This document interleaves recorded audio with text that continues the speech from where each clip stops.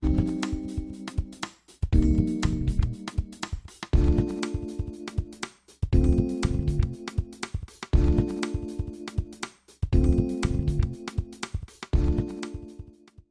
noite, queridas e queridos ouvintes. Agradeço muito por assistir essa conversa e acompanhar o nosso trabalho evangelizador e educacional dessa Comissão Justiça e Paz.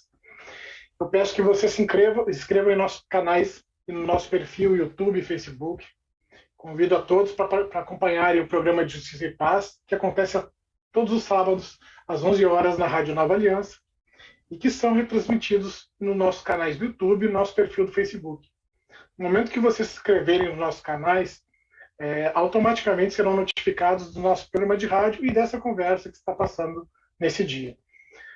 Para nós é muito importante que vocês curtam esse vídeo de hoje, porque automaticamente ele repercutirá nas redes e outras pessoas terão a possibilidade de assistir e esse projeto educacional será difundido.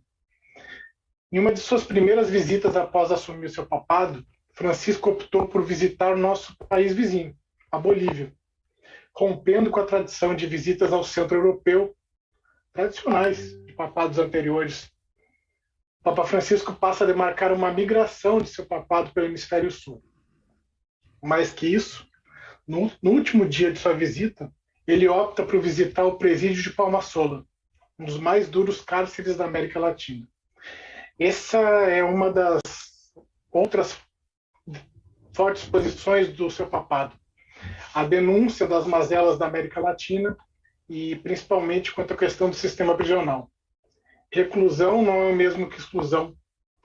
A reclusão forma parte de um processo de reinserção na sociedade. São muitos elementos que jogam contra este lugar. A lentidão da justiça, a falta de terapia ocupacional, políticas de reabilitação e a violência. Naquele momento, o nosso Papa denunciava o sistema boliviano. Em outros momentos, como na audiência geral de 4 de janeiro de 2017, ele também exortou que as prisões sejam lugares de reeducação e reinserção social. Convidou a todos para rezarem pelos detentos mortos e vivos e também por todos os encarcerados do mundo, para que as prisões sejam para reinserção e que não sejam superlotadas. Ainda no ano de 2019, Francisco quebrou com a tradição de seus antecessores. Enquanto o costume era realizar a tradicional lava-pés em uma das grandes basílicas de Roma, lavando os pés de 12 sacerdotes, o Papa transferiu para locais de confinamento como prisões, centros de imigrantes ou casa de idosos. Nesse ano de 2019, o Papa beijou os pés de 12 prisioneiros. E na tradicional Quinta-feira Santa, na cidade de Vellepre, a cerca de 60 quilômetros de Roma, um desses 12 prisioneiros era um preso brasileiro. Nesse mesmo ano de 2019, o Papa teve 2 grandes manifestações, uma para os policiais penitenciários e outra para os agentes das pastorais carcerárias. Quando ele falou para os policiais penitenciários, ele denunciou, ou melhor, Ribamar. Ele tem um trabalho muito sólido, também participou das pastorais carcerárias. Aqui é uma breve síntese de uma história muito bonita na nossa igreja e também de dedicação ao trabalho carcerário. É um grande humanista, uma pessoa de uma dedicação muito grande nesse tema e de um conhecimento muito vasto. A mediação de tão importante conversa será realizada pelo nosso estimado membro da Comissão de Justiça e Paz, magnífico reitor da Universidade de Brasília, professor da universidade, professor José Geraldo Souza Júnior, que eu vou passar a palavra. Agradeço mais uma vez a todos que estão assistindo, todas que estão assistindo. Peço mais uma vez para curtirem essa conversa, clicarem, e passo a palavra para o Zé Geraldo. Professor. Com essas credenciais que acabou de proferir o nosso presidente, Eduardo Xavier Lemos, configurando a sua trajetória de intelectual, de acadêmico, de agente pastoral e também de servidor público, né, incumbido da difícil tarefa de acompanhar, né, os sistemas mais dramáticos da nossa sociedade, que são aqueles que envolvem a condição de a guarda, né, dos cidadãos que tenham sido sentenciados pela prática de delitos, julgadas, né, pelas práticas julgadas de delitos, sentenciadas, mas também pelo seu papel, né, de perito, hoje perito chefe do mecanismo nacional de enfrentamento à tortura, né? Então, queria dizer da satisfação de ter aqui alguém com esse perfil e tão próximo de nós, porque nós que formamos a Comissão Justiça e Paz, né, temos nele um precursor, já que teve esse papel também na Comissão Justiça e Paz do Maranhão. A minha alegria é maior ainda, porque o Ribamar é colega pesquisador do Programa de Pós-Graduação em Direitos Humanos e Cidadania da UNP, né, onde desenvolve trabalho acadêmico nesse tema, né. E aqui, Ribamar, o programa sendo uma das agendas da Comissão de Justiça e Paz, nós o conduzimos um tanto, para os enfoques de caráter mais pastoral, mas dentro da capacidade de evangelização que se insere nas pastorais sociais da Igreja Católica no Brasil, e notadamente aqui em Brasília, na Comissão de Justiça e Paz da Arquidiocese, né? Então, sem querer definir o rumo da conversa, mas pensar que, neste caso, coincidem, né, os fundamentos da Constituição e das normas jurídicas, das normas, inclusive, penais e de execução penal, né, com aquelas ligadas ao sentido pastoral, da atenção que devemos ter com estes que, aliás, em alguma circunstância, poderão ser qualquer um de nós. O próprio Papa já disse, porque eles e não eu, não é isso? Ele expressou esse sentimento ao passar em frente a um presídio, né? Porque eles e não eu, né? E seja do ponto de vista da Constituição, das normas do direito criminal, seja do ponto de vista da doutrina social da Igreja, né? Aquele que é submetido a um regime prisional deve cumprir as condições indicadas na sentença, mas não podem perder o mínimo de dignidade de qualquer sujeito, de qualquer pessoa humana, nas condições que não podem ser ultrapassadas pela sentença, né? E num sistema tão diferenciado no nosso país, com tanta segregação, é exatamente aí onde mais se dá essa ultrapassagem de consideração, de devida consideração ao mínimo de dignidade da pessoa humana, né? Num contexto que sabemos, né, nem na origem, nem no Gênesis, essa questão foi desconsiderada. Quando se lê no Gênesis o episódio da chamada de Javé a Caim para responder pelo seu crime, né, o Javé tranquiliza Caim, dizendo que, ao cobrar a responsabilidade, não permitirá que ninguém lhe faça mal, e que ele, marcado pelo estigma, porque ele precisa carregar a marca do seu delito, deverá ir para um lugar, perdendo seus privilégios, a leste do Éden, para se reabilitar pelo seu trabalho e pela sua responsabilidade com o seu próprio grupo, a sua própria tribo, o seu próprio povo, né? Veja que, no primeiro crime, mais de sangue, Javé tem o cuidado de preservar o delinquente daquilo que não pode afetar a sua dignidade de filho da criação, de filho de Deus, né? algo que nós fazemos. E aí eu queria que aqui na conversa, essa combinação de abordagem pastoral, mas de abordagem teórico-político-jurídica, inconstitucional do sistema prisional. Mas também pedir que o nosso convidado não esqueça os dois pilares em que ele assenta a sua vocação dupla, né, de agente público, mas também de agente pastoral, né?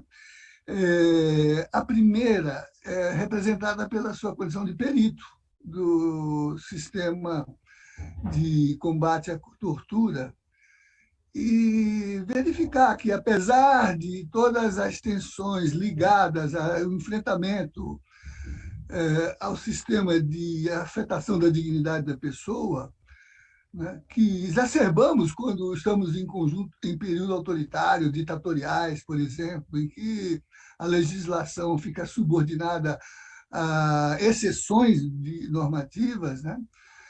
Que a tortura não é algo apenas que se coloca no campo da hostilidade política, mas também num cotidiano, né, que atinge, sobretudo, aqueles vulnerabilizados, subalternizados num sistema hierárquico dramático pelas diferenças sociais que existem em nosso país, né?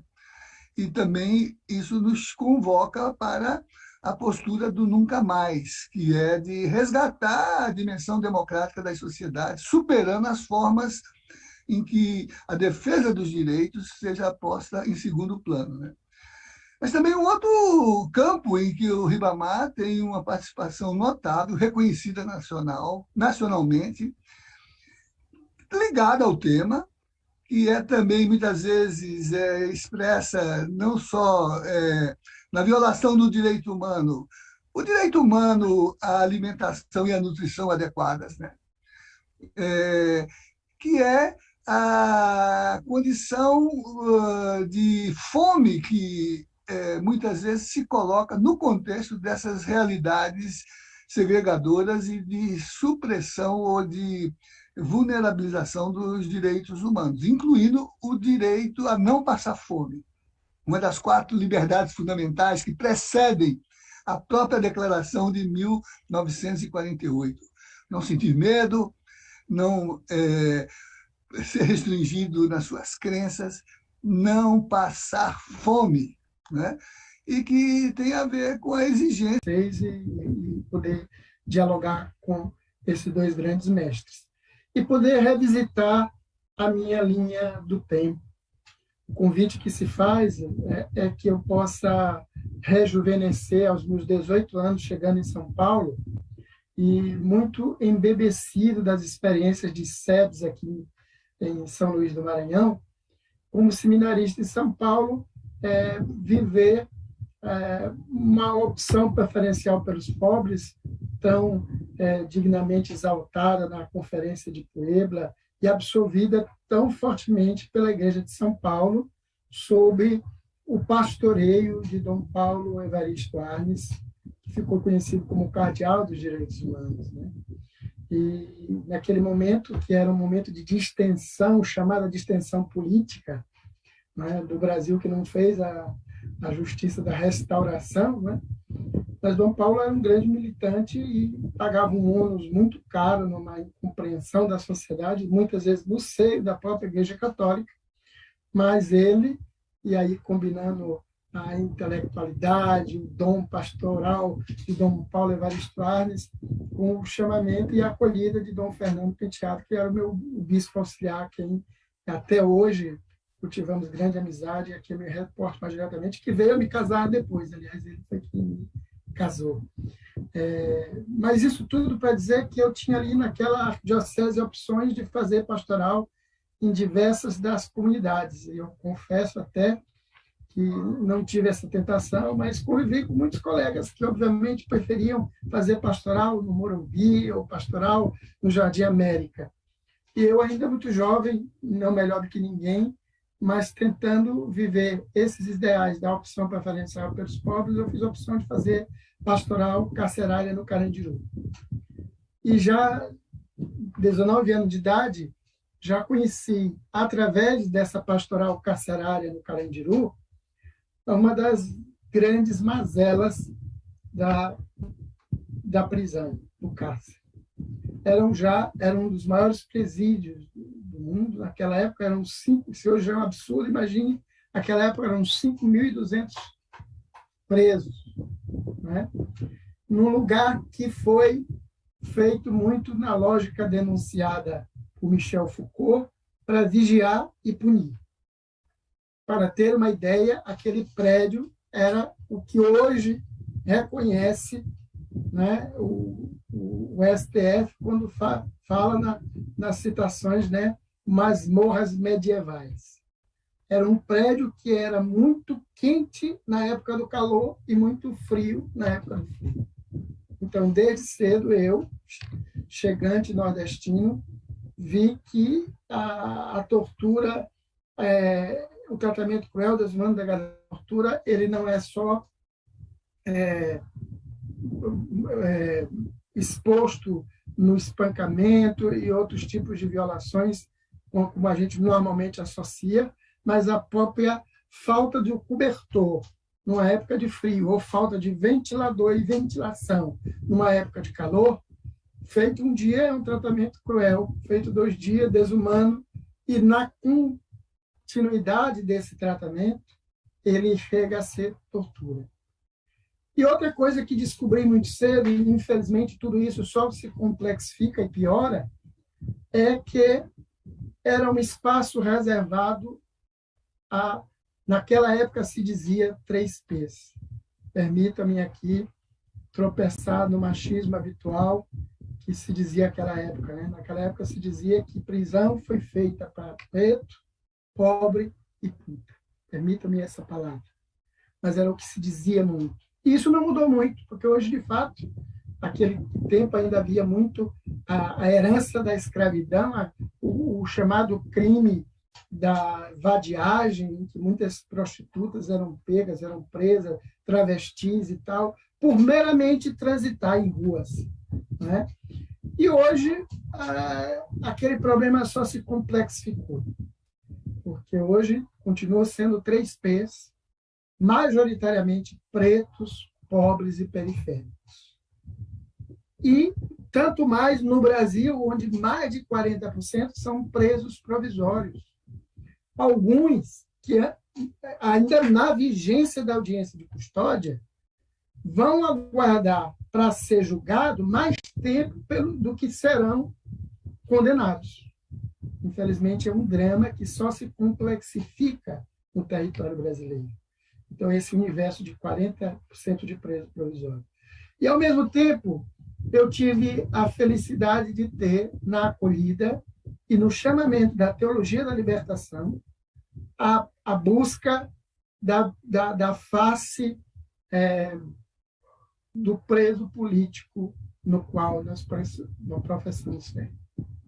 Porque é muito comum, é muito recorrente, até os dias de hoje, em muitas esferas de concepções cristológicas, né, teológicas, doutrinárias, nas diversas instâncias de diversas das igrejas, que se busque um Cristo glorificado e que pouco se identifique no Cristo crucificado.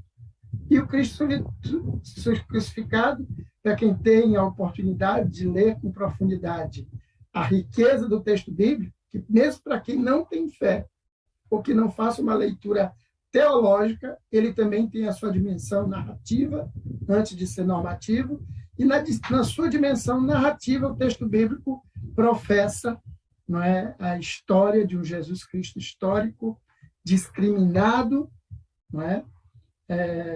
Muito mais enegrecido do que é isso que a gente costuma pintar nos nossos altares, e espoliado de tudo. Um homem sem terra, um homem sem teto, à procura e rebelando-se contra um modelo de igreja que buscava o Deus que verdadeiramente ele vem negar, mas vem como face humana de Deus encarnado, viver em plenitude a sua missão. E que nos desenha um juízo escatológico muito diferente do que aquele, o juízo final, né? Estou falando aqui um palavrório, o juízo final é muito diferente do que aquele que muitos pensam. E do que muitos elaboram grandes teologias para, na verdade, negar a verdadeira face do Jesus Cristo histórico. Porque ele é quem nos diz, nas bem-aventuranças, Mateus 25, e aí o recorte, sobretudo no versículo 36, que no final é muito importante participar da missa da procissão, como eu fiz no domingo último, né? É muito importante fazer todos os sacramentos e honrar pai e mãe, mas no final nós seremos julgados pelo tive fome, me deste de comer, tive sede, me deste de beber, tive nu e me vestistes, e mais profunda e revolucionariamente tive preso e me visitaste. Esse texto ele é de uma profundidade teológica que muito pouco o evangelizador tem a coragem de aprofundar. Por isso, felicito-lhes de ter isso como um tema em um recorte desta Comissão Justiça e Paz, que, honrando a sua boa tradição, eu, na época que era da Comissão Justiça e Paz da Arquidiocese de São Luís, não tive tanta oportunidade de dialogar com a Comissão Justiça e Paz da Arquidiocese de Brasília, a qual vocês pertencem. Mas tive a oportunidade de lidar com o esforço que representava, o senhor falou do Dom Luciano, e eu dialogava com o professor Cândido Mendes, irmão dele, que era um dos grandes articuladores em nível nacional da Comissão Justiça e Paz. E uma das funções relevantes que nós da Comissão Justiça e Paz, seguramente vocês, na fronteira e na missão em que viviam, fazíamos no processo de endurecimento, de prisão arbitrária, de tortura, de desaparecimento, muito articulado como modus operandi do militarismo na ditadura militar, nós agimos em bastidor para não só que essas pessoas tivessem o sagrado direito da defesa, tivessem o sagrado direito de, inclusive, fugir a uma prisão arbitrária e muito mais de enfrentar qualquer mecanismo de privação de liberdade que representasse tortura. Foi assim também que eu tive a felicidade, na minha mera juventude, de poder integrar o Instituto de Estudos Especiais da PUC São Paulo, ainda sob a coordenação do professor José Queiroz. Naquela época era comum falarmos em senhas, em siglas, porque também por esse grupo se articulou o famoso livro Brasil Nunca Mais, aquele documentário histórico. Mas a minha tarefa, como iniciante na pastoral carcerária, junto com o Padre Agostinho, que, aliás, está vivo e forte, apesar dos seus 80 e poucos anos, ainda de São Paulo, que sempre que vai em Brasília nos visita, articulamos, era o ano da LEP, né? 1984 foi o ano de publicação da Lei de Execuções Penais. E nosso esforço era produzir o primeiro manual de direito dos presos, traduzidos em quadrinho, para que se popularizasse e mais fácil chegasse essa concepção dos mais elementares do direito, entre eles o direito à alimentação, já tão vilipendiado numa sociedade empobrecida, num contexto de grave pobreza, que, aliás, empurrava a grande parcela de pobre, que é uma coisa que o Papa Francisco volta a denunciar com força. Eu tomo como base esse pronunciamento que ele fez aos agentes pastorais, da pastoral penitenciária, como chama. E aí talvez a gente pudesse passar alguns slides que ilustram isso. Eu trago aqui para ilustração algumas coisas que a gente parecia ver superada, mas uma sociedade fortemente marcada pelo escravagismo. Estou saindo agora mesmo né, hoje ainda, de um monitoramento das nossas recomendações e denúncias sobre as violações do sistema carcerário do Ceará. E o que eu lhes trago aqui, dizia lá para a promotora que participou dessa sessão de monitoramento, eu queria muito que fosse, eu mesmo não acreditaria se outro alguém me apresentasse. Mas como eu vi e tivemos a oportunidade de fotografar, eu acho que essa foto aqui, esse cruzamento de uma figura do navio negreiro e comparativamente a foto de uma cela dentro do sistema penitenciário do Ceará, ilustra como determinadas práticas do escravagismo ainda estão muito arraigadas dentro do sistema penitenciário brasileiro. E aqui, em pleno século XXI, em março de 2019, no Ceará. Uso como exemplo para ilustrar, porque isso é um padrão típico da FTIP, aliás, a Força Tática de Intervenção Penitenciária exportada de Brasília para todo o Brasil como solução dos problemas, e como bem lembrou o senhor, mestre Zé Geraldo, com a aquiescência, anuência e festejo de grande parte da população, que vê sempre a prisão e o inferno, como diria o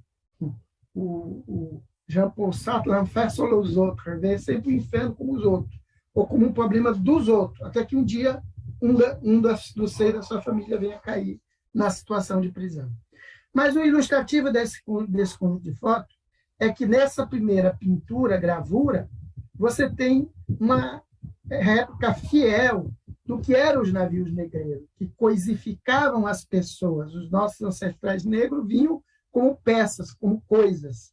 E como coisas não podiam ocupar mais que um dízimo, um 10% ali, né?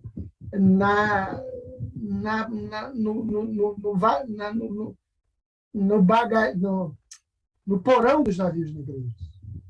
E por isso chamado tumbeiros, porque eles chegavam muitos a morrer, de tanto eram comprimidos.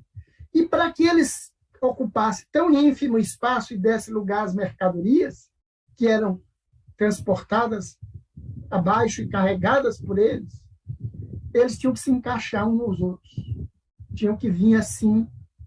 E se eu não estou vendo mal com a minha falta de óculos, porque eu também teimo em acreditar que isso seja possível em pleno século XXI, aquela figura, que é o padrão e procedimento da Força Tática de Intervenção Penitenciária, que implantou lá em Alcaçuz, no Rio Grande do Norte, felizmente foi removida de lá pela governadora Fátima Bezerra, mas veio para o Ceará, para o Pará, implantar desde Brasília a mesma lógica, para que caibam 10, 12 homens dentro de uma cela 3x3, eles precisam de igual forma reeditar as velhas práticas do navio negreiro, encaixando-se um no outro, tendo 30 minutos de água por dia para saciar sede e a necessidade de banho numa terra quente como o Ceará, e eles precisam decidir entre os 10, 12 ou 20 que estejam numa cela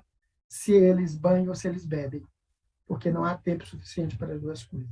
Então, isso mostra porque, em resposta à DPF 347, movida pelo Partido de Solidariedade, o próprio STF admite que o Brasil tem o sistema prisional e aquele Estado com E maiúsculo é uma provocação da nossa parte, porque uma coisa é o estado transitório, que represente um estágio do problema. Quando o problema, no meu ponto de vista, se solidifica, se consolida como modus operandi de um modelo de gestão de Estado, ele passa a ser um Estado. Então, no meu ponto de vista, nós não estamos falando de Estado com E minúsculo, nós estamos fazendo de um projeto de governo, de um projeto de política, ou da ausência de políticas públicas que condena as pessoas a um Estado, que não é um Estado democrático de direito pelo qual todos lutamos.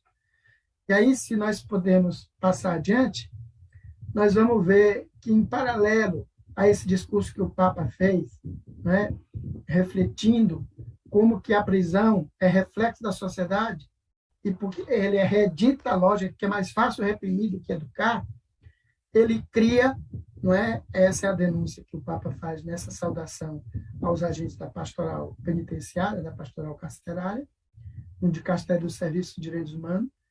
Ele reedita um pouco essa análise de que a ausência de um desenvolvimento integral ele proporciona uma verdadeira coisificação das pessoas, né? E esse conceito, né, que reflete um pouco a lógica de exclusão da sociedade, não por coincidência, a grande maioria que sofrem disso são nós, os negros, né, que não tivemos sequer reparação pelo período de escravidão. E que também não tivemos reparação pelo período de ditadura que vivemos, na qual fomos educados, na lógica de que uns valem mais, uns podem tudo e outros podem nada. Não é? Então, esse reflexo e veja com que atualidade o Papa fala isso, que ele diz que isso se reflete numa cultura de descarte, verdadeiramente. É a lógica de que aqueles que são mão de obras fáceis, fartas, são facilmente excluídos da cadeia de produção e incluídos na cadeia de aprisionamento, de encarceramento. E isso se reflete em muitos outros níveis de observação, que ao longo dessa fala muito inspirada, o Papa nos chama à reflexão. Essa lógica, né, celebrando aqui 100 anos de Paulo Freire, que fere um pouco a lógica paulo-freiriana, né, ela foge da liberdade e faz da repressão um modelo de educação. E, por isso, condenar pessoas ao esquecimento, né, sem oferecer igualdade de oportunidade, é um desafio que nós temos que aprofundar a análise. Até porque, com muita facilidade, a nossa redondeza, a nossa própria família, os nossos próprios colegas aderem um pouco a essa lógica de que o preso bom, né, que o bandido bom é o bandido morto, ou que o bandido bom é o bandido preso. Não entendendo que esse tipo de adesão, de lógica, faz adesão a um modelo de exclusão que é que gera, não só entre as pessoas mais pobres, um exército de miseráveis e, por isso, vulneráveis a toda sorte de problema, mas também os seus algozes. Ou seja, nós, quando fazemos inspeção, eu, desde o tempo do Carandiru, depois como ouvidor do sistema penitenciário, né, granjeei e tenho amigos entre os agentes penitenciários, entre os delegados, entre os policiais, porque uma prática recorrente da boa defesa dos direitos humanos é você defender também o direito de quem trabalha com esse público, o direito de não se bestializar, de não normalizar determinado tipo de prática. Porque outro ledo engano que muitos enfrentam é achar que, dentro do sistema prisional, só denuncia os familiares e os presos. Não. O tratamento cruel, desumano, degradante, tortura está de tal forma banalizado que algumas pessoas falam com naturalidade. Por exemplo, você chega num lugar, né, como aí mesmo no Distrito Federal, em que a alimentação é violada, esse direito tão elementar e tardiamente conquistado, foi a melhor das reformas constitucionais, foi abrir a Constituição Cidadã para incluir, em 2010 somente, né, o direito humano à alimentação adequada e não qualquer tipo de alimentação dentro da Constituição, nas obrigações sociais. Não é? E isso significa que a pessoa sob custódia deve ter a sua alimentação provida pelo Estado. E esse é o desafio enfrentar e que eu, né, com a boa orientação do professor Zé Geraldo e com a boa companhia do Eduardo Xavier, que também estuda a matéria, né, busco aprofundar. De que se antes a gente tinha que entrar procurando sinais visíveis de tortura, de espancamento, hematoma, sangramento, hoje o sistema de tal forma se complexificou que, primeiro, uma das estratégias de empurrar a pessoa para dentro do sistema prisional é a fome. E, para ter uma ideia, é comum que você tenha, entre as pessoas presas provisórias, réu primário, não é? Que, em estado de necessidade, fazem adesão a um ou outro modelo de crime. E, por isso, são condenados, como outros não chegam a ser, não é? Pela sua condição social, pela sua etnia, não é? E aqui o chamamento do Papa Francisco é mais fácil reprimir que educar. Diria, é mais cômodo também. Negar a injustiça presente na sociedade e criar estes espaços para fechar o esquecimento dos infratores, do que oferecer igualdade de oportunidade de desenvolvimento a todos os cidadãos. Então, esse é um forte chamamento que nós recebemos também, muito atual, do Papa Francisco. Outro fenômeno é a estigmatização, né? Estigmatização. O Papa Francisco, de cheio, não é, na sua fala e na sua abordagem doutrinal, ele alerta para a necessidade de reinserção.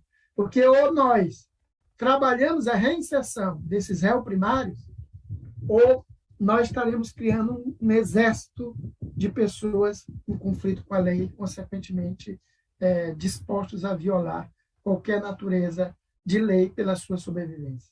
E aqui, ele, sem saber, denuncia um forte estigma que se vive hoje dentro do sistema prisional e na sociedade.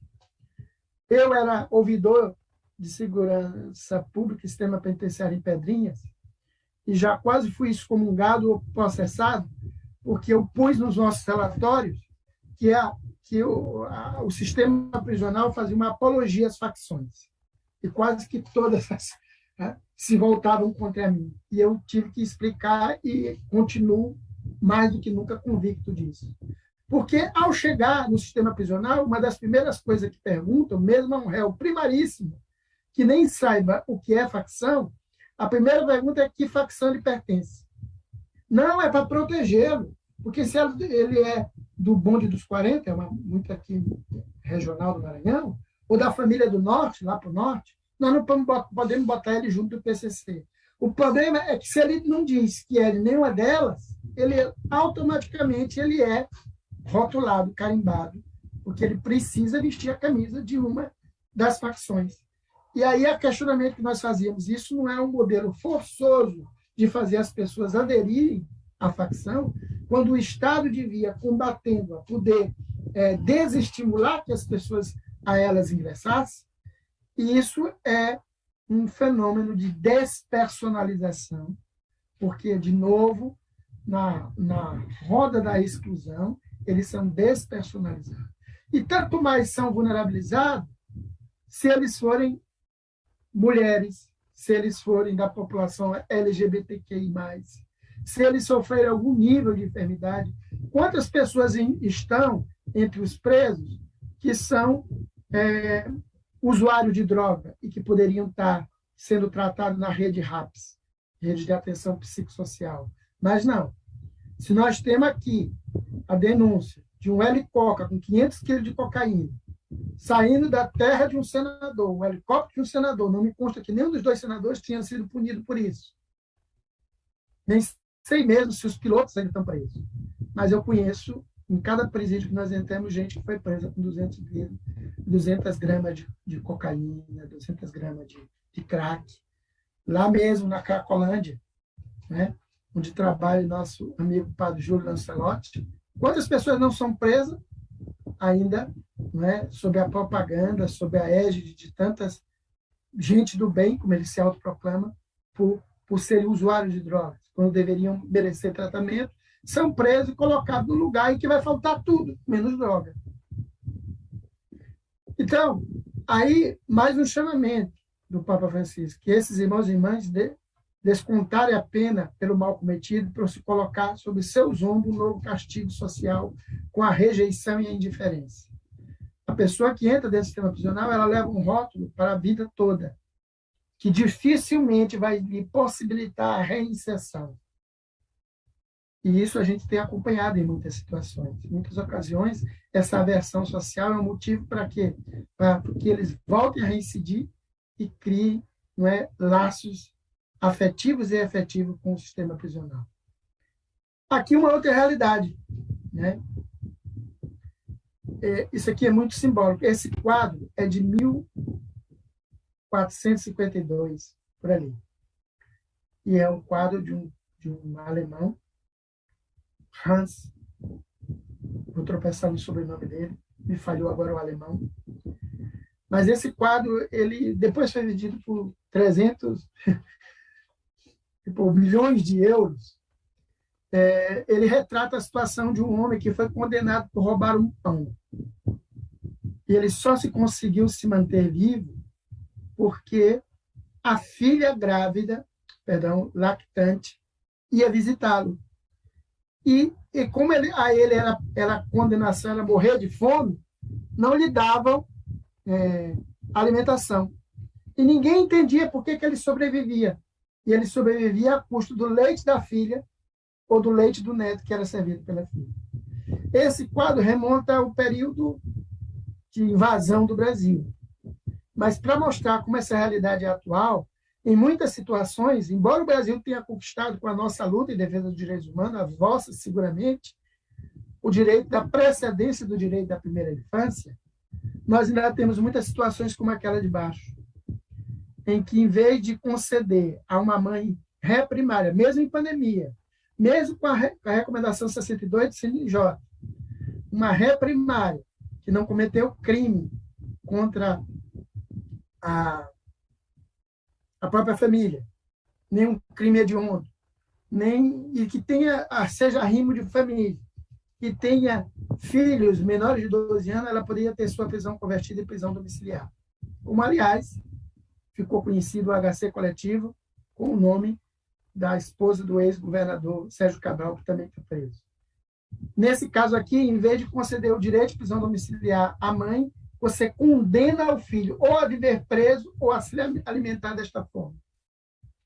E isso tudo é também tratado pelo Papa, né, Francisco, como a estigmatização sendo uma punição perpétua, ou seja, que a pessoa, a criança, é também vítima desse tipo de violação que lhe persegue por toda a vida. E aí o chamamento dele, que a igreja aprenda a maternidade dessas mulheres e aprenda o gesto de maternidade para com os presos. Não porque são bons, mas porque são os mais vulneráveis e necessitados entre todos nós. E aí, agora lembrando da visita pastoral por primeira, que o Eduardo lembrou, que o Papa fez à Bolívia, eu tive a oportunidade de visitar um bispo, que foi meu colega de seminário, foi meu aluno também, fui professor de teologia dele, como de outros bispos daqui do Maranhão, e depois fui encontrá-lo na fronteira com a Bolívia, em Guajará-Mirim. E lá eu pude ver essa realidade muito cruel, inclusive atravessando para a Bolívia, em que mulheres muito pobres, indígenas, eram condenadas por crime de tráfico. Tráfico de quê? De animal silvestre. O que para elas indígenas era uma caça, era a chance de ter comida para a sua família, para seus pobres filhos, na concepção jurídica brasileira, tomada ao pé da letra, sem nenhum laudo antropológico, elas eram condenadas e ficavam presas deste lado do Brasil, chorando a mágoa de ter seus filhos morrendo de fome do outro lado, no outro país. E por isso, o Papa nos convida a um silêncio generoso, que não é o silêncio da omissão, mas é o silêncio de fazer eclodir o grito e o clamor de justiça dos povos mais vulneráveis dentro do sistema prisional, entre eles as mulheres, as mães, né? E aí, o nosso desafio, eu queria aqui, finalizando esta primeira apresentação, deixar um convite. Assim como o nosso relatório de 2017-2018 celebrou os 100 anos de Mandela, e aí está a capa do nosso relatório do Mecanismo Nacional de Prevenção e Combate à Tortura, que eu tive a honra e o desafio de ser o sistematizador final, E nós, ali tem uma frase que diz muito de tudo aquilo que refletimos. Ninguém conhece mais verdadeiramente uma nação até que tenha estado dentro de suas prisões. Uma nação não deve ser julgada pela forma como trata seus cidadãos mais elevados, mas como trata os mais rebaixados. E assim como o nosso Papa Francisco aprendeu que deveria começar por ali, lavar os pés e atender esse juízo escatológico de Mateus 25, 36, nós, nesse ano, queremos lembrar, estamos já lhes convidando aqui em primeiríssima mão, dia 14 de dezembro, faz 100 anos do falecimento, faz aniversário de falecimento de Dom Paulo Evaristo Arne, e este ano celebramos 100 anos de sua vida, né?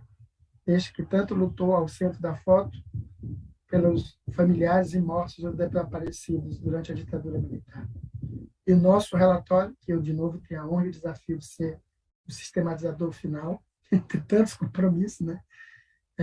Queria lhes convidar, e quem sabe, numa boa parceria do mecanismo com a Comissão Brasileira de Justiça e Paz, possamos, dessa vez, fazer esse lançamento, né, sob a vossa acolhida, né, em espaço eclesial que diga tudo isso do nosso querido cardeal Dom Paulo Evaristo Arnes, com quem eu tive a honra e o privilégio de conviver. Muito obrigado. Desculpe a timidez que me atrapalha, mas eu estou à disposição aqui para alguma pergunta. Então, Ribamar, que interessante concluir com essa imagem no centro de Dom Paulo, que, aliás, é doutor honoris causa pela Universidade de Brasília. Seu colega, portanto, de instituição, né? A amizade continua, né? Agora na Alma Mater. E uma imagem, né, que marca esse drama do desaparecimento de pessoas, né? E exatamente neste dia 30 que passou, é a data internacional de atenção, de cuidado que as Nações Unidas levam para o que sistemas de exceção, mas também realidades de negação do direito acabam produzindo, né, o descompromisso com pessoas que devíamos cuidar de tê-las ativas na sociedade e não descartáveis sob qualquer fundamento, né? Nesse 30, inclusive, um grupo, eu estava entre eles, de uma geração 68, estivemos na CNBB para marcar a data, mas também para levar uma moção que foi entregue a Dom Joel, né, o secretário-geral, na linha de, nos tempos sombrios que estamos vivendo, né, lembrar a necessidade de mobilização para o nunca mais. O nunca mais de redução do espaço político de defesa da democracia, o nunca mais de tolerar a exceção que gera posições autoritárias, que perde a referência do coletivo porque coloca como ação política suas próprias razões, e essas muitas vezes se confundem com seus interesses mais egoístas, né? E o nunca mais de perdermos a perspectiva de construirmos um sistema de justiça sem a qual a paz não se dá, né? E para lembrar o Eduardo Galeano, se não temos esse cuidado, né, a justiça se confunde com as serpentes e ambas acabam sempre picando os pés descalços, né? Como você demonstrou aí na sua exposição. Algumas questões aqui que aparecem não só no evento que estamos encaminhando, mas nas conversas que no nosso cotidiano de trabalho da comissão. Vou fazê-las e certamente o presidente Eduardo deve ter outras relacionadas com a sua expertise no tema, mas também com a sua capacidade de síntese como presidente de acompanhar o tema. Entre nós, na comissão, nós temos companheiros e companheiras que se dedicam ao tema da pastoral carcerária, né? E arrolam um conjunto de situações, né, que não atinge só o internado, mas atinge as mediações que permitem acompanhar, né, as condições de salvaguarda da dignidade do humano a partir das condições de internação, né? Mas, na sua exposição, você acabou dizendo que o sistema materializa uma postura que se expõe tanto na função gestora do sistema, quanto na função reguladora do sistema, que tem a característica de muita seletividade. Você deu o exemplo do grande helicóptero e do aviãozinho, na linguagem desse campo, né? Essa advertência já nos vem desde Santo Agostinho, na Cidade de Deus, quando ele relata o incidente do aprisionamento pela esquadra de Alexandre, o próprio Alexandre no comando da operação, de um pirata capturado, né, nas suas ações no mar Egeu. Antes de executá-lo, dando a palavra a ele, o pirata responde, né? Que conceito é esse que faz com que eu, pilhando com o meu barquinho, seja pirata, e você, pilhando com a sua esquadra, seja imperador? Não é isso? Santo Agostinho registra essa. Você, como bom seminarista, deve ter lido A Cidade de Deus, e não só as Confissões, não é isso? A Cidade de Deus. As Confissões ficam mais citadas, né? Mas a Cidade de Deus são mais consistentes do ponto de vista de um projeto de sociedade, né?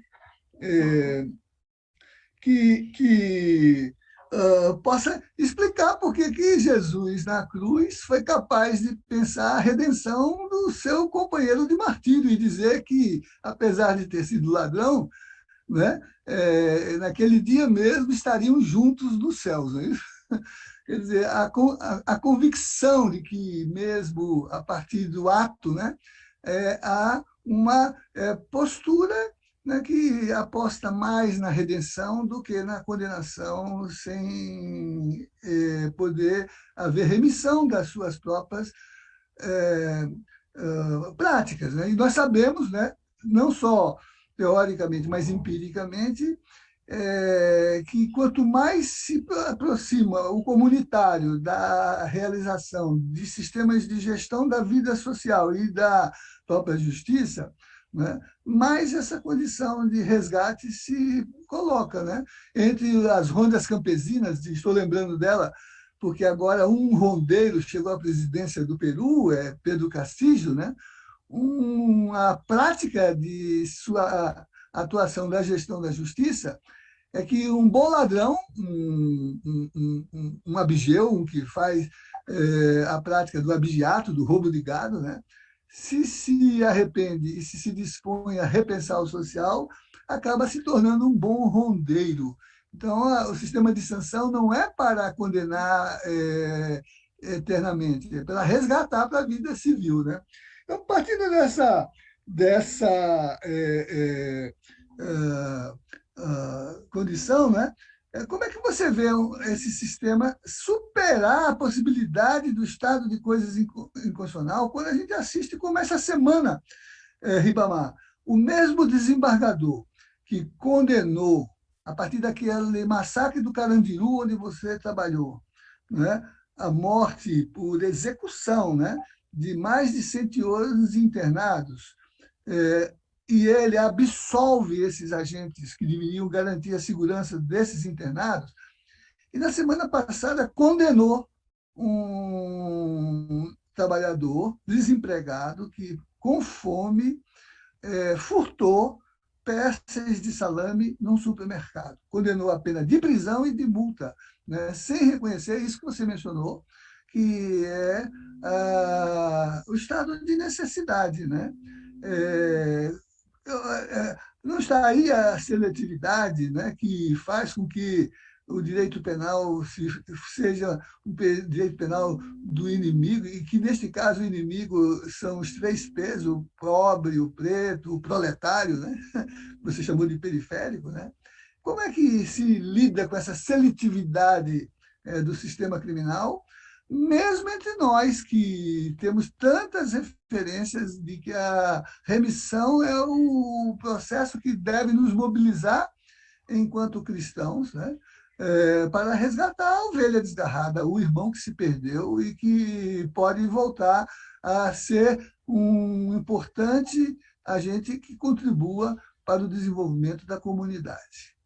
Essas são questões que me acudiram aqui a partir do nosso trabalho. Mas eu não sei se o Eduardo tem outros que tenham a ver com as nossas inquietações de comissão, né? Não sei, Eduardo. E já lhe devolvo a palavra, não é isso? Para continuar aqui, porque eu já não tenho mais o que moderar. Na verdade, a reflexão que eu queria propor é nessa mesma linha, reforçando a reflexão dessa seletividade, e que muito me intriga também. Até que ponto essa lógica de um sistema que se volta aos vulnerabilizados, que o Ribamar muito bem expôs, e que se intensifica num sistema carcerário que martiriza, né? Uma história de exclusão, que parece que ele é uma máquina de controle de vulnerabilizados. Então, na verdade, pelo menos nessa primeira rodada, professor, é reforçar essa reflexão, porque eu acho que, nesse primeiro ponto, o senhor contempla muito o que eu estava pensando para essa primeira rodada. Na segunda, acho que talvez a gente possa entrar numa outra lógica de reflexão, mas eu acho que a primeira ponderação é exatamente, acho que o cerne da reflexão do Ribamar, e que também muito me intriga esse estímulo que o senhor provoca. De como se dá com facilidade a extensão da pena até mesmo a classe social a que a pessoa pertence, a etnia de que ela tem origem, a família na qual ela tenha sido gerada e educada. Ou seja, a natureza da punibilidade, a necessidade, não é, desta herança de Talião, não é, faz com que não baste que a pessoa seja punida, mas é preciso que ela seja estigmatizada, é preciso que ela seja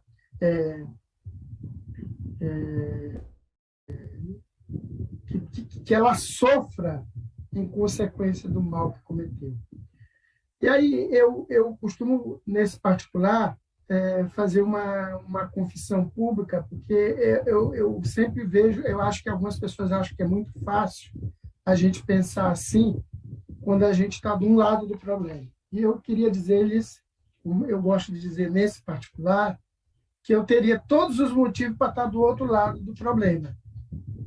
Primeiro porque o meu irmão mais jovem, meu caçula irmão, que era mais encorpado do que eu, que era mais germe, era aquele que me defendia nas peladas, nas brigas de pelada de bola, era o meu irmão mais próximo. Ele chegou a ser morto por pistoleiro no Maranhão, no tempo, mas que hoje em que a pistolagem fazia a lei. E um tempo depois, na Ação da Cidadania, um dia uma companheira de Ação da Cidadania, engenheira agrônoma, militante da reforma agrária, embora fosse funcionária do INCRA, isso parece contradição, né? Um dia, vendo eu trazer essas queixas, nunca no sentido de justiça, ela chegou e disse: olha, Ribamar, eu queria te dizer que essa pessoa que você acusa de ter morto seu irmão é meu irmão. E eu disse para ela: olha, nossa relação não muda nada, mas eu queria te dizer que eu continuarei lutando para que ele seja preso, seja julgado, que estava foragido, e condenado, pague pelo crime que cometeu contra o meu irmão. É tudo que eu desejo para ele. E assim nós o fizemos. Um dos momentos mais difíceis da vida, ele foi levado a júri, e a minha relação com ela nunca mudou. Um detalhe importante, eu costumo dizer que se há ministro do STF que não saiba, ou se há juiz do TRF4 que não saiba, aprendi cedo o que é impedimento. Quando eu fui ouvidor de segurança pública, tendo acesso irrestrito dentro do sistema prisional, eu nunca quis ir na ala que ele estava condenado e privado de liberdade. Porque eu sempre achei que, na minha humanidade, eu podia ter uma recaída. Então, eu não podia nem ter chance de desejar algum mal para ele estando no presídio em que ele estava preso.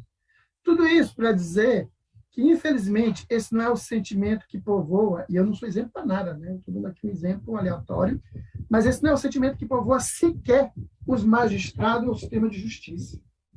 Nós, em todo lugar que vamos na missão de perito, a gente tem a oportunidade de dialogar, como fiz hoje a tarde inteira, aliás, um monitoramento do sistema prisional e as nossas recomendações de um determinado estado, em que tem sempre juiz, promotores, e nós vemos a dificuldade que eles têm de entender o mundo institucional que separa ele da função de julgador, mero julgador, para ser como é a melhor expressão?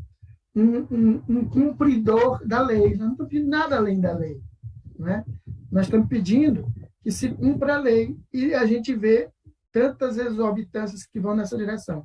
Por exemplo, é comum que as pessoas privadas de liberdade tenham, sobretudo nesse contexto de pandemia, as visitas fortemente penalizadas.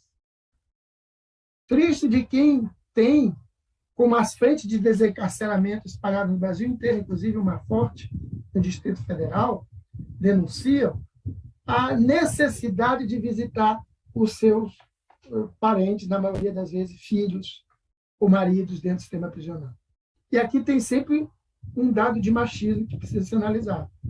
Quando o homem é preso, às vezes tem mais de uma mulher que vai visitá-lo. E quando a mulher é presa, ela fica abandonada à própria sorte. E não ter visita, em muitos lugares, significa não ter as condições elementares de cumprir a pena. Nós não estamos falando só do sabonete, nós estamos falando, no caso da mulher, de absolventes. Que o sistema prisional teria o dever legal, e tem orçamento para isso, de prover e não prover. Ora, mas se não prover a alimentação, em muitos lugares, a alimentação, quando ela chega, existem 3 níveis, pelo menos, de violação do direito humano à alimentação adequada, tão duramente conquistado pelo Brasil. Exemplo para o mundo. Né? Quando nós conseguimos retirar mais de 50 milhões do mapa da fome, que, infelizmente, progressivamente estão voltando com muita velocidade, por ausência de política pública e por destruição da política de segurança alimentar e nutricional. Não basta que a pessoa tenha acesso à alimentação. Então, ela tem o direito de ter o acesso. E ela tem o direito de ter o alimento com qualidade, em quantidade suficiente e com regularidade. E isso, em muitos presídios, não acontece. Mais grave ainda se a pessoa, como eu, é diabética. Durante a pandemia, há lugares em que a ceia, mesmo nós tendo um pedido requisitado, com o poder que a gente tem, o modesto poder que temos de órgão de inspeção e controle, sequer uma comida adicional é servida. Como eles não estão tendo visita, e em alguns lugares nem recebiam o chamado malote, né? Eles ficam, às vezes, mesmo diabéticos, com intervalos que chegam a 12 horas sem comer. Ou seja, eles recebem a última refeição às 7, 8 horas da noite e só voltam a ter, de novo, o café da manhã às 7, 8 horas da noite. Alguns deles entram em hipoglicemia. Já era assim antes da pandemia. Tem lugares que eles recebiam uma dose suplementar de insulina e não recebiam o alimento. Mesmo o Brasil tendo conquistado tão duramente esse direito humano à alimentação adequada.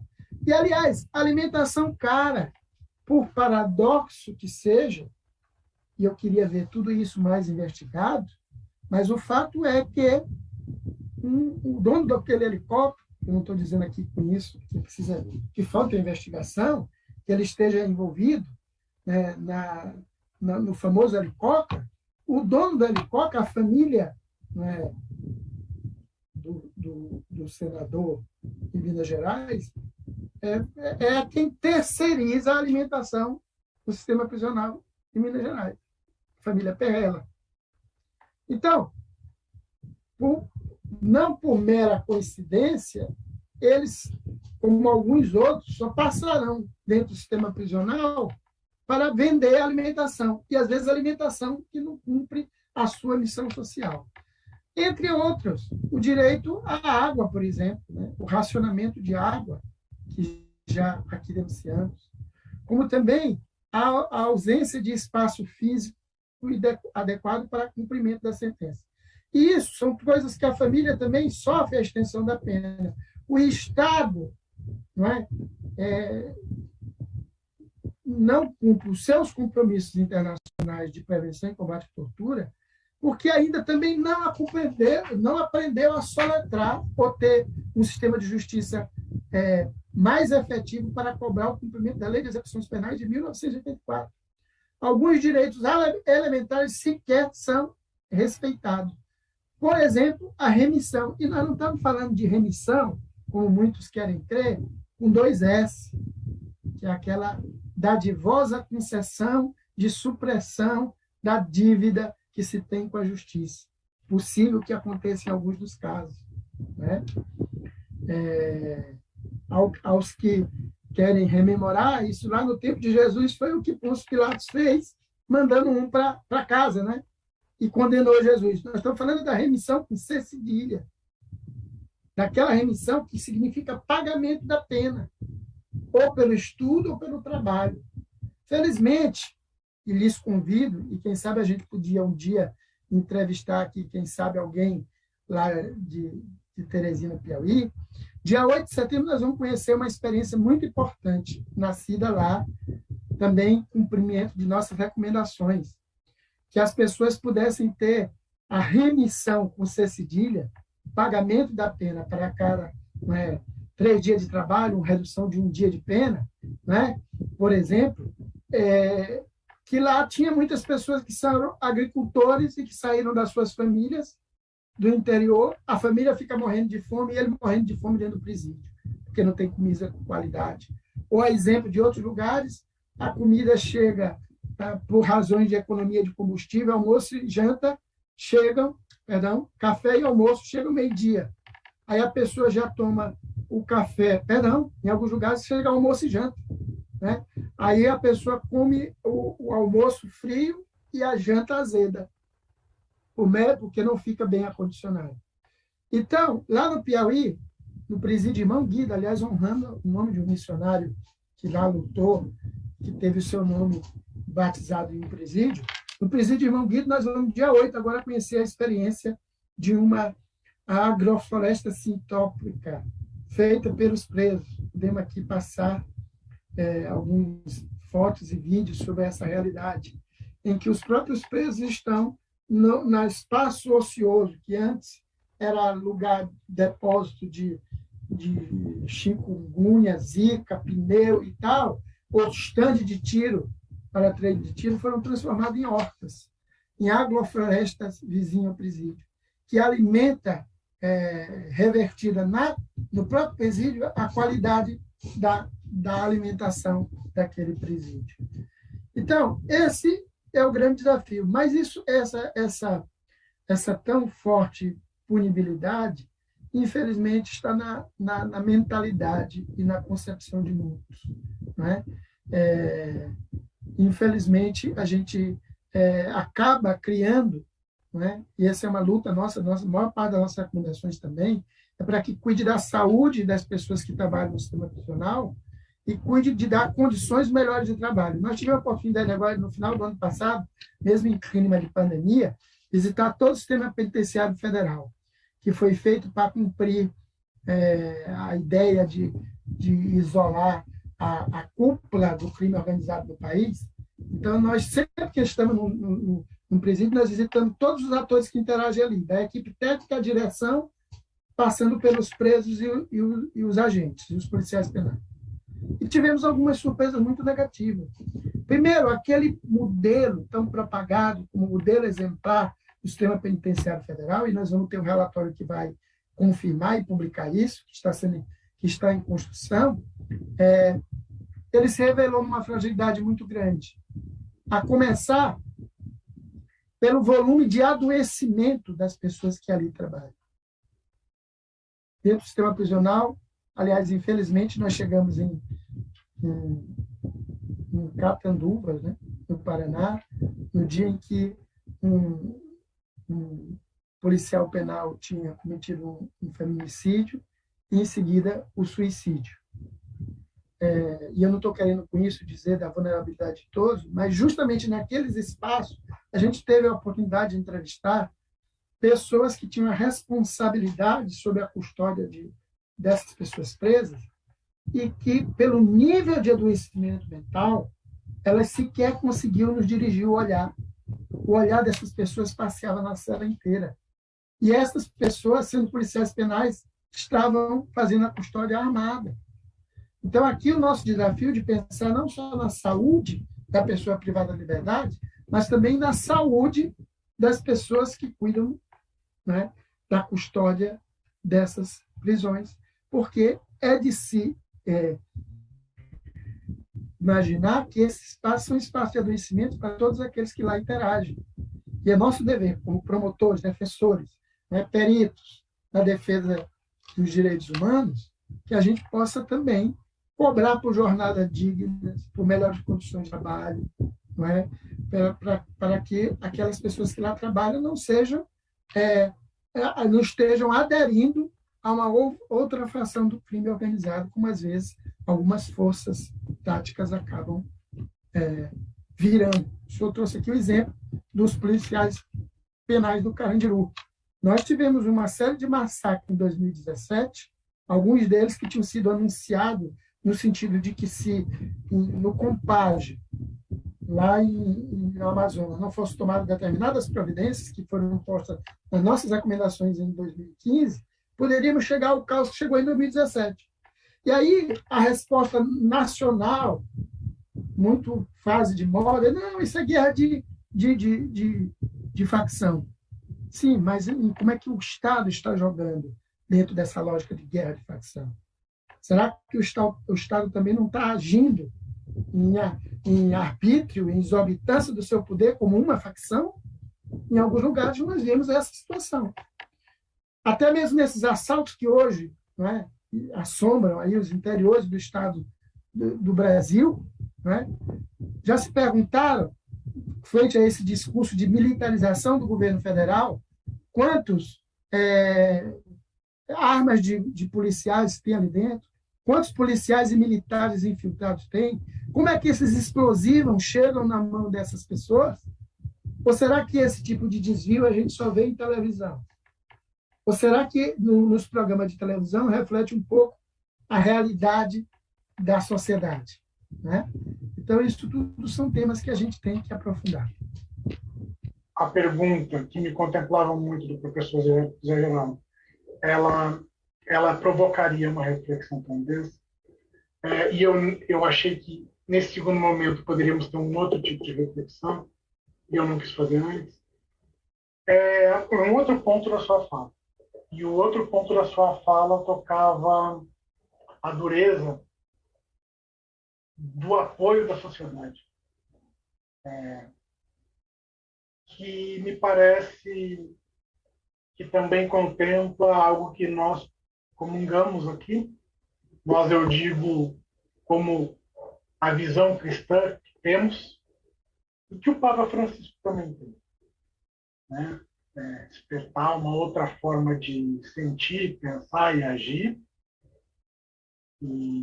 mas que não é fácil. É nesse sentido que eu procuro aqui refletir contigo, a partir da tua experiência. Por que será que esse ódio é tão grande com os irmãos, né, com nossos irmãos que que muitos desde muito jovem acabam cometendo delitos, né? Porque essa ânsia de não só da prisão, mas é mais que a prisão, né? O Papa Francisco tem falado muito dele ser contra a prisão perpétua. Então, ele está dizendo que é mais do que ser contra a prisão. Ele, no fundo, está denunciando essa lógica que aqui no Brasil se fala da pena de morte e linchamento público, e, enfim, tantas coisas odiosas. É o aniquilar o outro. É nesse sentido que eu gostaria que você refletisse. Primeiro, como você sente esse ódio, de onde ele surge, por que ele é alimentado, mas mais que isso, como você percebe que nós podemos vencer isso? O que a tua história, o que a tua construção, o que você vem percebendo em coletivos e até lideranças, que pode talvez vencer esse sentimento de ódio, de desunião, desagregação, talvez possa nos trazer uma esperança. É nesse sentido. Professor Zé Geraldo, o senhor tem mais alguma questão nessa rodada de perguntas para o Zé de Ribamar? Com a sua experiência e com o seu percurso, que conselho ou recomendações que ele faz a partir da sua vivência, né? A quem atua em pastoral prisional ou carcerária, né? Que, de certo modo, tem um papel muito importante do ponto de vista, né, da dimensão da misericórdia, né? Mas também de fundamentos como esses que você acabou de mencionar, aludindo ao Papa Francisco, né? Então, que conselhos ou recomendações, que, aliás, esse é um pouco o percurso do Ribamar, né? Mas também da experiência do experto, né? Na linha do que nós possamos transmitir entre nós nos diálogos pastorais com os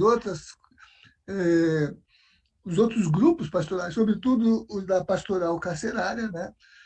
No tocante à nossa responsabilidade comum, a nossa dimensão fraterna e misericordiosa nesse campo. Existe muito pouca consciência, por exemplo, num debate que está travando nesse exato momento da história, como pode alguém ainda se arvorar na defesa de um marco temporal que, né, desconheça o habitat natural, as raízes históricas do povo indígena. Então, esse nível de disputa ele vai se complexificando em diversos níveis da relação. E quanto mais as relações são atomizadas, mais essa narrativa se aprofunda e se desqualifica, e desqualificada é mais fácil do produto ser vendido. Os meios de comunicação social não contribuem para isso, não é? A gente tem exemplo de que, como pode, não é, alguém, e aqui precisa que se diga, né, alguém com o repertório nada fértil, né, que hoje tem o presidente da República, como é que pode que ele tenha tanta aquiescência, né? Eu vivo aqui na minha vizinhança, às vezes no seio da própria família, rodeado de pessoas que tendem a justificar o injustificável, né? Quando ele não precisaria de maiores denúncias, ele mesmo é quem se denuncia, não é? E esse tipo de postura tem um apelo social maior, né? Já era comum em tempos anteriores um afã de justiça pelas próprias mãos, porque também concorre para isso, e é uma crítica que nós fazemos com muita liberdade ao sistema de justiça, a pouca celeridade do sistema de justiça, né? Então, essa ideia de que a justiça boa é aquela que se faz rápido, não é? Leva a que as pessoas, muitas vezes, metam os pés pela mão. E aí, a gente lida com um universo, não é, de muita disputa. Eu, por exemplo, faço um exemplo, se me permitem abusar desse tipo de exemplo, lá de casa também, não é? Eu tenho 3 filhos, e houve um tempo que, com muita dificuldade, na moda dos celulares, a gente deu o celular para os 3 filhos e coincidiu de uma margem de tempo muito pequena os 3 serem roubados. Então, imagine o que é um adolescente, uma criança e um jovem chegar em casa indignado porque o tão sonhado celular foi roubado. E aí, eu inventei um mantra com eles, e daqui eu não quero ser muito romântico, mas para dizer do meu desafio educacional, porque eu também estava indignado, né? Mas eu disse, olha, vamos fazer o seguinte mantra. Todo mundo repetindo comigo. Mais tem Deus para dar do que ladrão para roubar. Mais tem Deus para dar do que ladrão para roubar. E eu me esforçava para dar um celular ainda melhor, que é para ele não ficar com a mínima mágoa, revanche, né, de quem lhes roubava o celular. E eu dizia, olha, a maioria desses que roubam o celular, você não pode reagir, porque como a vida dele nunca valeu nada, alguns deles apanhavam no ventre materno. Então, eles não foram acariciados e perfumados como os meus filhos foram na barriga da mãe. Então, eles não podem ter a resposta amorosa que os meus filhos são obrigados a ter. Então, era um pouco essa disputa de narrativa que eu consegui ter com meus filhos. E aí eu já avanço na linha da pergunta do professor Zé Geraldo, para dizer a gente tem que ficar muito atento.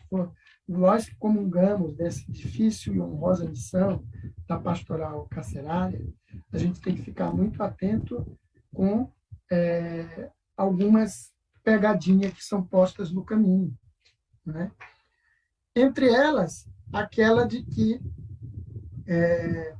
a figura do denunciante, né, é tratada como era o profeta na antiguidade, ou mesmo nos dias atuais, né? Então, o profeta não é aquele que morre de gripe. Então, a gente tem que ter cuidado com isso, né? E sobre isso, nossos bons pastores nos ensinaram com a vida e com o texto bíblico. Na missão de pastoral carcerária, nós assumimos uma dimensão profética da igreja. Então, ter todo cuidado para que não caia em nenhum tipo de tentação, de sedução, né? Porque é comum que determinadas pessoas sejam desestabilizadas por qualquer nível de exercício do poder, né? Não fazer da sua missão um cargo, um privilégio, mas também não descuidar daqueles que podem lhe comprometer e pôr em risco a sua vida, a sua missão e a sua família. Como também ter cuidado com os nomes de quem denuncia. Na missão de hoje à tarde, houve uma promotora de justiça lá representando o Ministério Público que disse: mas cadê os nomes que não estão no relatório? Doutora, pelo amor de Deus. Se a gente puser os nomes no relatório, os nomes... mas eu não posso investigar se não houver um. Doutora, os nomes foram em ofício, escrito em letras garrafais, sigilosos. E estão lá, eu dei o número do ofício. Mas não espere que esses nomes estejam no relatório. Por quê? Porque é comum e a gente tem que ter toda a prevenção contra o risco de retaliação. Retaliação contra o que denunciou e retaliação contra quem denuncia. Quantos dos mártires na nossa igreja, né, mártires leigos, padres, bispos, né, são mortos pelas denúncias que fazem? Então, a gente, sobre isso, não tem outra vacina que não seja a prudência, não é? E também o fortalecimento de redes, a ideia de que ninguém está sozinho. Quantas vezes nessas empreitadas, né, porque celebramos, por exemplo, a memória de Dom Paulo Evaristo Arnes? Por que lá na Comissão Justiça e Paz da Arquidiocese de São Luís, a gente fazia questão de que o arcebispo fosse conosco nas visitas mais delicadas em Pedrinhas? Né? Porque, assim como nós, ele representa uma instituição secular que, de certa forma, dá um respaldo, dá uma coisa é o que fazem ao sacristão Ribamar, outra coisa é o que fazem ao bispo. Então, esse fortalecimento da rede é fundamental. Agora, nós estamos diante de outro desafio. Cresce a ideia, a concepção da titularidade do direito das familiares dos presos. Então, no Brasil inteiro, existem grandes frentes de encarceramento, como no Distrito Federal. Eu faço parte, e convido-os um dia a conhecer, a Frente de Desencarceramento do Distrito Federal. Ali você tem familiares, você tem pessoas da universidade, né? Tem pessoas, né, das diversas entidades, da ONGs, e tem militantes voluntários, né, que estão ali em defesa de direitos humanos. Essas redes são uma grande semente de liberdade, de libertação, e transformar esse grito de liberdade numa rede de libertação é fundamental como vacina para a contenção de todo tipo de perseguição. E também, voltando à pergunta do professor Eduardo, para a disputa de narrativa, né? Nós precisamos sempre disputar. E aí, gente, não tem lugar certo para isso. Às vezes dentro do ônibus, às vezes eu estou no consultório médico aqui, eu estou na minha vizinhança, porque tem uns 2 ou 3 que ascenderam a classe média, já pensam com a cabeça escravagista da elite, né? Então, no grupo de WhatsApp que a gente criou para cuidar da segurança, eu tive que sair, porque eles cuidavam da segurança, mas faziam uma apologia política de que qualquer operário que entrava na rua de bicicleta, um dizia para o outro, olha, isso aí tem cara de bandido. Não, isso aí quer dizer, aquela visão, né, lombrosiana, que é, sobretudo, racista, e que muitas vezes age o policial militar na perseguição da periferia. Então, qualquer Ribamar pode ser confundido, né, com o pior marginal, e tanto mais se estigmatiza. Eu tive que sair do grupo, eu não aguentei, meus nervos não permitiram, porque a cada pessoa que entrava na nossa rua havia uma sentença.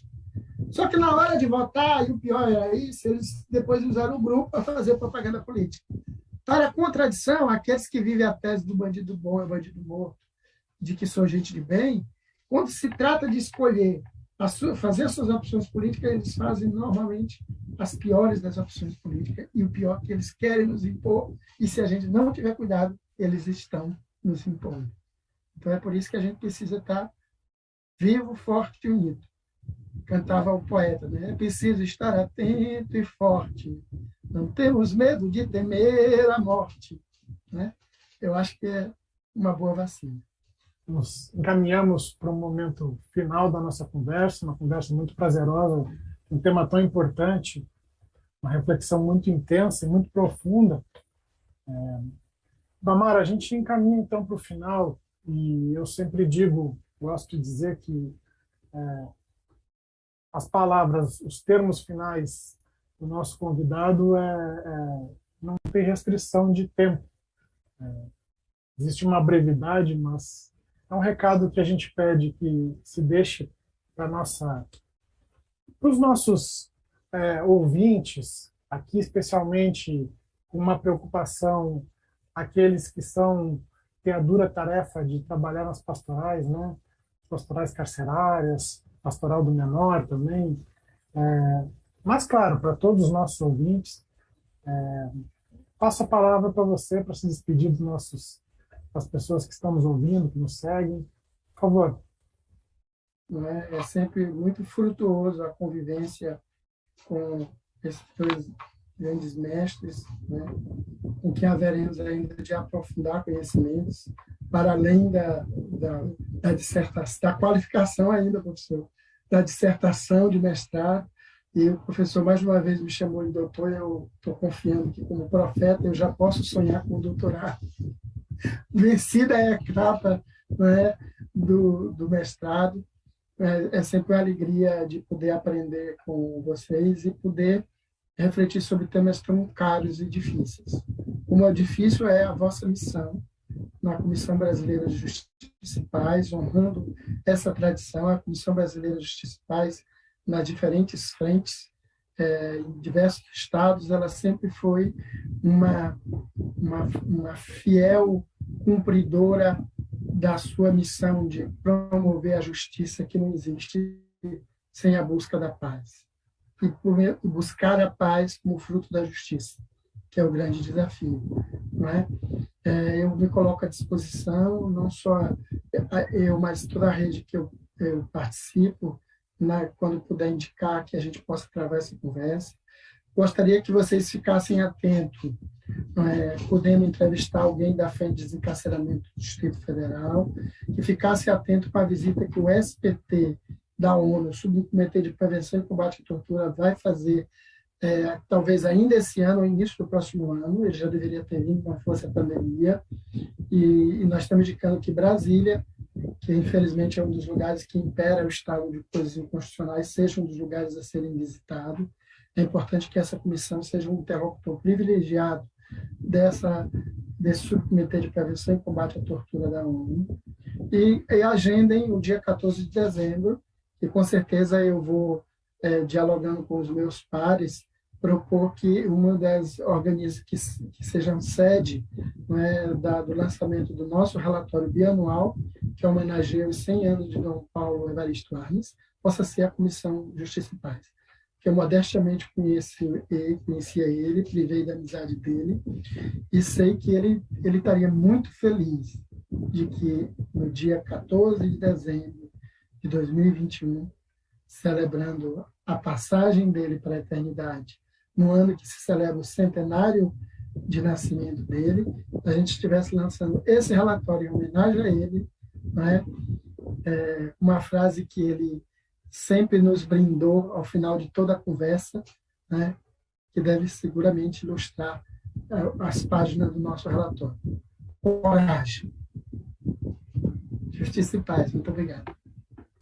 Muito obrigado. Muito obrigado. Eu tenho certeza que nossos ouvintes, as pessoas que nos acompanham,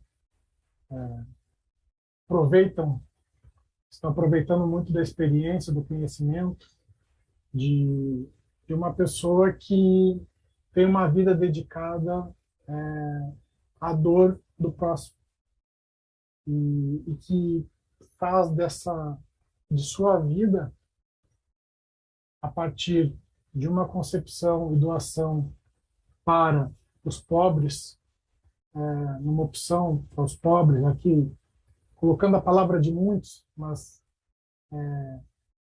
mais proximamente do Júlio Lancelotti, Padre Júlio, que a gente mencionou tantas vezes, mais próximo deles, tem mencionado muito isso, optar pelos pobres, faz de sua vida isso, e a gente tem muita felicidade de contar com você. Eu gostaria de deixar uma mensagem do nosso Santo Padre, Papa Francisco, para os nossos agentes pastorais da Pastoral Carcerária, uma mensagem que ele deixou em um daqueles momentos que eu mencionei para todas e todos, numa daquelas 3 momentos em 2019, e onde ele encoraja aqueles que acreditam que devemos nos doar à luta do próximo, entendendo que nós temos uma situação privilegiada na vida e que isso faz com que tenhamos um compromisso com a dor do próximo. Em frente, quando vocês entram nas situações mais difíceis, com a única força de um sorriso e de um coração que escuta, em frente. Quando vocês carregam os fardos dos outros e os levam na oração, em frente.